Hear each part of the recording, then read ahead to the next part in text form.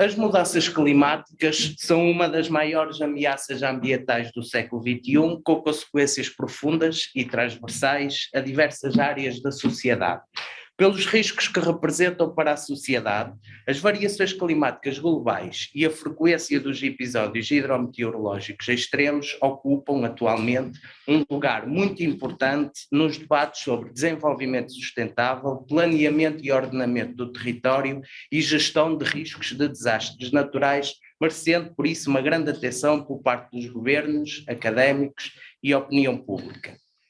Neste contexto, especialistas de diferentes áreas têm insistido na importância dos dados históricos para a construção de um conhecimento sólido e estruturado sobre este tema, inscrito num contínuo analítico longo que possa contribuir para a adoção de uma estratégia de prevenção transgovernamental e multissectorial.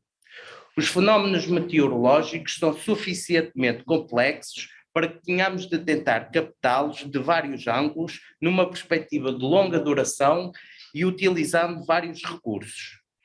Paralelamente, o estudo da variabilidade e dos extremos climáticos a uma escala temporal secular ou milenar permite compreender melhor a forma como as forças ambientais moldaram o quadro de vida de diferentes setores da sociedade em diferentes épocas, revestindo-se, por isso, de particular interesse para a historiografia. Ora, os esforços desenvolvidos nesta área permitiram, até ao momento, identificar diversas tipologias documentais e vários tipos de informação, através dos quais é possível hoje reconstituir a evolução do clima e os eventos extremos no período pré-instrumental, isto é, no período anterior a meados do século XIX.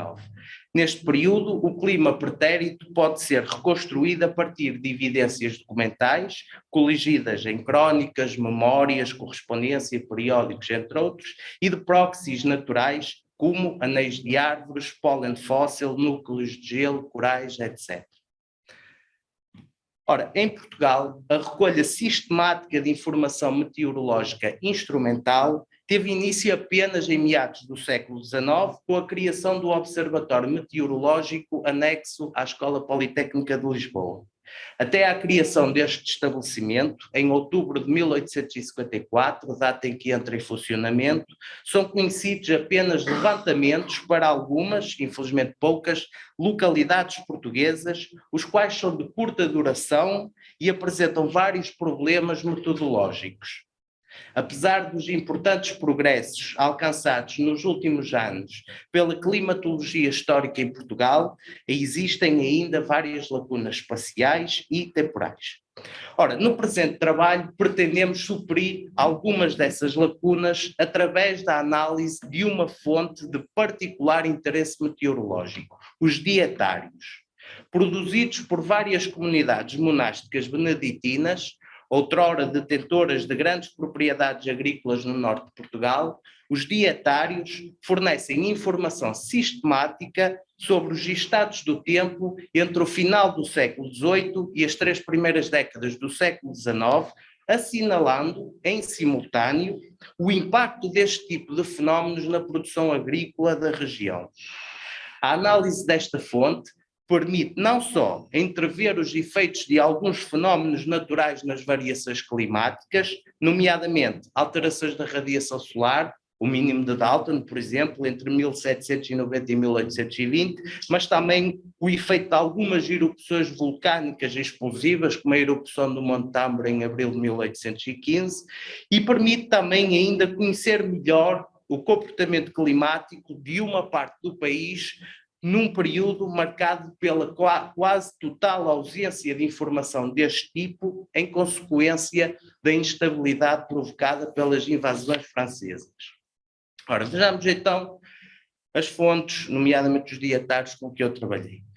A 17 de dezembro de 1797, o abade-geral da Congregação Beneditina do Reino de Portugal, Frei Bernardo da Esperança Teles, em consequência das decisões dos capítulos gerais dos mosteiros beneditinos portugueses, reunidos no mosteiro de Tibais, em Braga, casa-mãe desta ordem, estabeleceu a obrigatoriedade de existir em cada comunidade um monge, curioso e entendido, responsável por escrever o diário dos acontecimentos físicos, morais, políticos e literários, sem aparato algum de reflexões, com verdade, concisão e clareza. Com este serviço se deveria facilitar aos que depois de nós vierem os meios de escrever a história sem aqueles defeitos e incertezas que naturalmente resultam da falta de notícias individuais e verdadeiras. A seleção do monge responsável por esta tarefa obedeceria a critérios rigorosos. O monge será sempre escolhido pelo prelado, com aprovação nossa, da classe daqueles que, por seu caráter ou reconhecida curiosidade e aplicação, se julgarem mais dignos de tão importante e séria incumbência. Em caso de igualdade de merecimento e aptidão, deveriam ser preferidos os que mais livres e desembaraçados se acharem para empregar-se com cuidado e assídua diligência no desempenho desta comissão. Ausentando-se o monge dietarista por mais de 4 dias, outro o deveria substituir. Caso o trabalho fosse executado com a máxima diligência, aquele teria direito a algumas isenções, não sabemos exatamente quais. Ora, lamentavelmente, os resultados desta normativa nem sempre deixaram memória. Conhecem-se hoje exemplares dos dietários de Ganfei, em Valença, Tibães, em Braga, Neiva, em Viana do Castelo, Rendufo, em Amares, Pombeiro, em Felgueiras e Estrela, em Lisboa.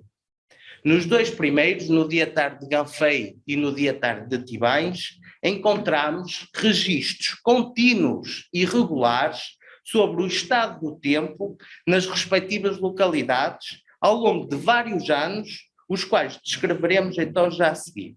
Os restantes dietários fornecem sobretudo informações relativas às guerras napoleónicas, com destaque para a Guerra Peninsular. Bom, vejamos então com maior pormenor o dietário do Mosteiro de São Salvador de Ganfei, nomeadamente os seus registros de interesse meteorológico.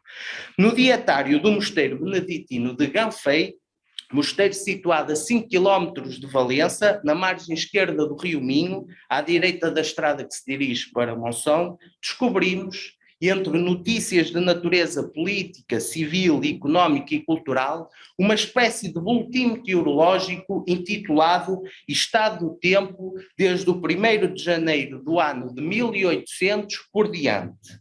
Os registros são bastante curtos e referem-se a dias singulares. As observações meteorológicas foram registadas diariamente, sem qualquer interrupção, desde 1 de janeiro de 1800 até 6 de julho de 1804. Nesta última data, os registros diários foram repentinamente interrompidos. Desde então, até junho de 1814, não encontramos qualquer informação de interesse meteorológico.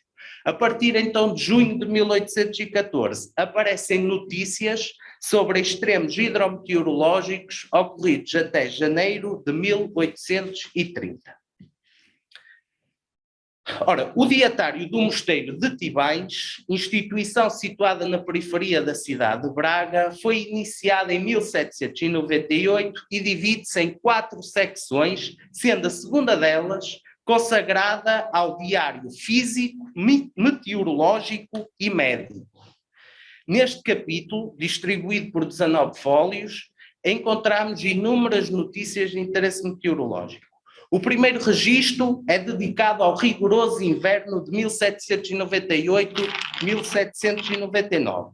A última notícia de interesse meteorológico data de 21 de março de 1829. E entre estas duas datas, varia bastante a qualidade e o detalhe da informação.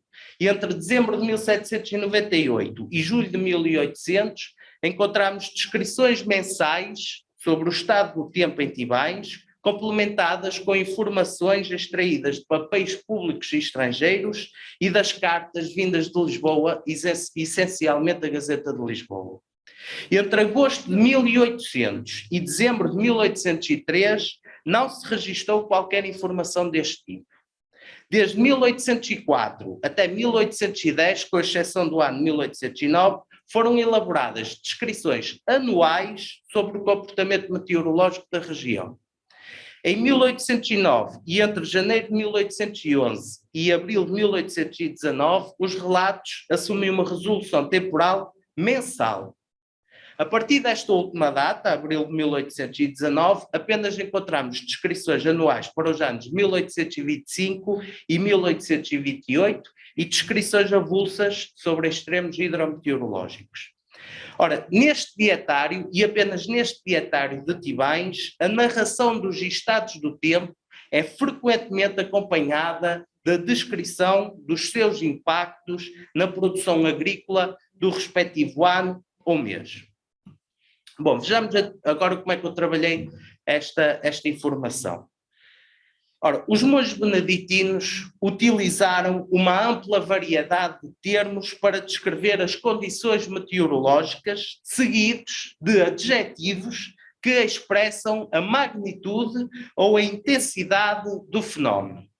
Em Tivães, também descrevem, como eu disse, a qualidade e a quantidade das colheitas da mesma forma.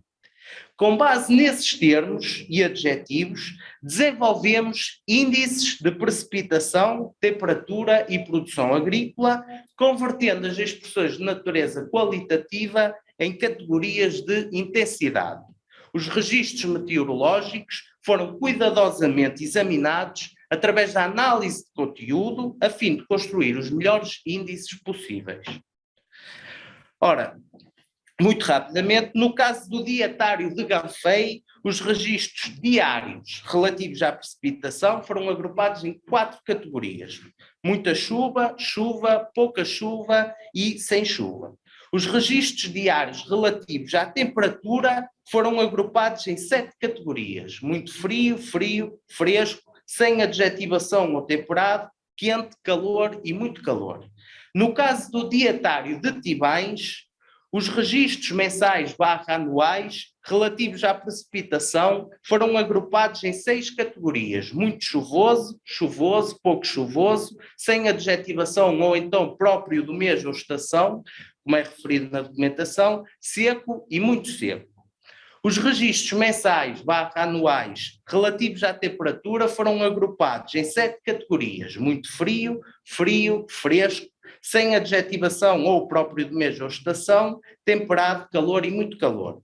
A informação acerca da produção agrícola de determinado ano ou mês foi agrupada em 4 categorias, a saber, extremamente escassa, escassa, normal e abundante. Com vista a garantir o máximo rigor e objetividade, cruzamos os dados obtidos nos dietários com outras fontes, nomeadamente com os registros relativos a preces e procissões, para alcançar o benefício da chuva ou a serenidade do tempo. Ora, a leitura dos índices de temperatura e de precipitação permitiu então identificar uma série de anos extremos ou anomalias climáticas marcantes ocorridos entre 1798 e 1830 no noroeste de Portugal.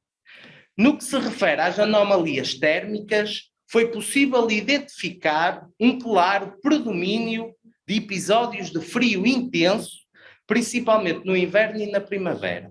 Em Ganfei, entre janeiro de 1800 e junho de 1804, houve 135 dias muito frios e apenas 76 dias muito quentes. Na mesma localidade e no mesmo período, 166 dias foram frios e apenas 123 dias foram quentes. Em Tivães, entre dezembro de 1798 e abril de 1819, houve 23 meses muito frios e apenas 4 meses muito quentes. Na mesma localidade e no mesmo período, 27 meses foram frios e apenas 11 meses foram quentes. Ora, E entre 1798 e 1830 identificámos vários períodos marcadamente frios, nomeadamente no inverno primavera de 1799, no inverno início da primavera de 1812, no inverno de 1808, na primavera-verão de 1809, no inverno primavera de 1812, desde o outono de 1813 até à primavera de 1814, nos últimos 2 meses de 1815, no verão de 1816, consequência da erupção de Monte Tambora, em abril do ano anterior, no inverno primavera de 1819 e no inverno de 1829-1830. Mesmo assim, o período em análise não esteve isento de anomalias relacionadas com calor intenso. O verão de 1803 foi interpretado como um dos períodos mais quentes do primeiro terço do século XIX, seguido pelo inverno e início da primavera de 1807, o inverno e início da primavera de 1817, ainda consequência da erupção do Monte Tambora na Indonésia, portanto, isto são fenómenos globais, e o verão de 1818. Ora, o parâmetro precipitação apresentou uma forte variabilidade. Em Ganfei, houve uma prevalência de dias sem chuva em todos os meses registados. O número de dias com chuva forte foi de 47, enquanto com chuva foi de 350 e com pouca chuva foi de 102. Somente em 8 meses não houve registro de um único dia de chuva.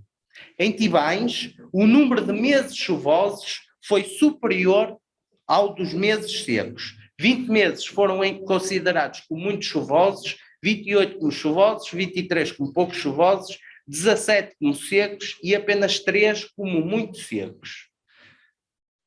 Ora, de acordo com ambos os diários, um período de seca acentuado e consistente ocorreu nos verões de 1803 e 1814, no inverno e neste verão de 1814 fizeram-se várias procissões para pedir chuva, no noroeste de Portugal, concretamente.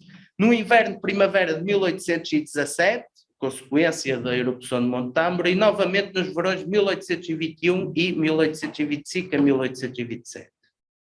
Por outro lado, um período marcadamente chuvoso ocorreu desde o final do século XVIII até o início do século XIX, no inverno primavera de 1809 e no verão de 1816. Ora, os resultados da nossa investigação revelam que a produção agrícola no noroeste de Portugal foi altamente sensível à variabilidade climática a curto prazo e a eventos meteorológicos extremos, os quais afetaram adversamente a qualidade e a quantidade das colheitas e influenciaram indiretamente o calendário dos trabalhos agrícolas.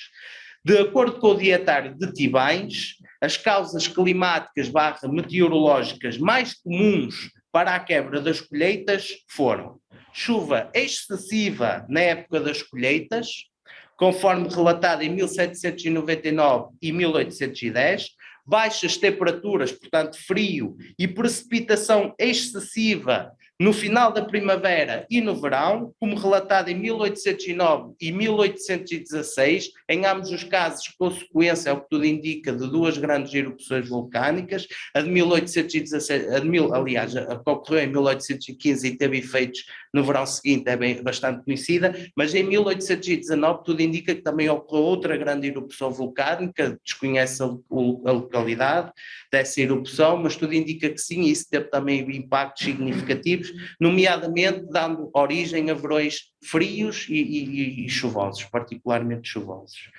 Bom, estas condições, portanto, as baixas temperaturas e a precipitação excessiva no final da primavera e no verão eram particularmente prejudiciais para a vinha, já que é na primavera que temos a floração, portanto, é um período particularmente sensível para esta cultura e o noroeste de Portugal também dependia bastante desta cultura agrícola.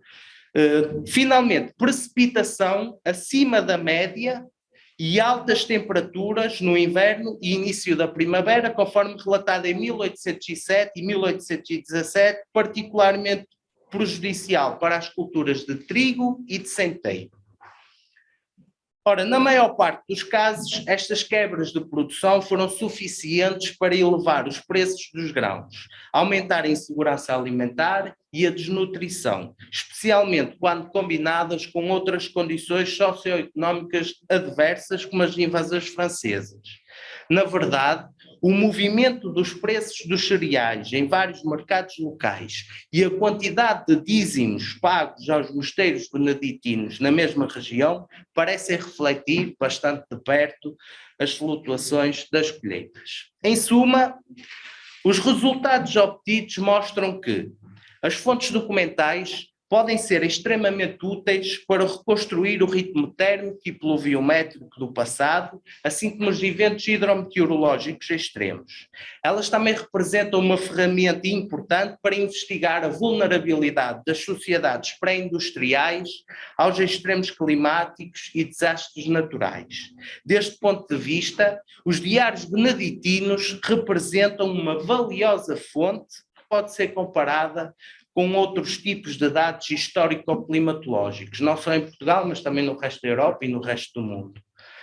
O clima no noroeste de Portugal entre 1798 e 1830 caracterizou-se por um nítido predomínio de episódios de frio intenso, nomeadamente no inverno e na primavera.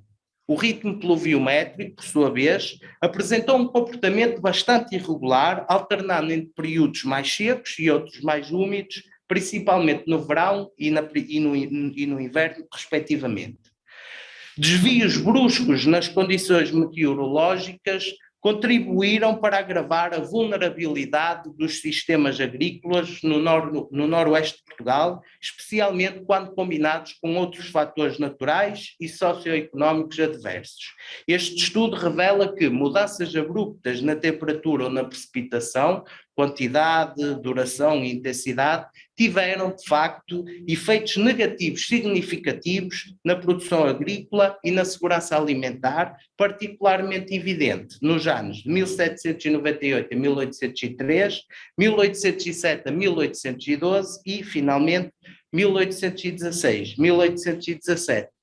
Bom, para quem termine com esta informação, para quem quiser saber mais sobre este tema, poderá consultar a minha tese de doutoramento, ela está disponível online no repositório da Universidade do Porto, basta procurar pelo clima do Noroeste de Portugal, 1600-1855, que a encontrarão. Muito obrigado.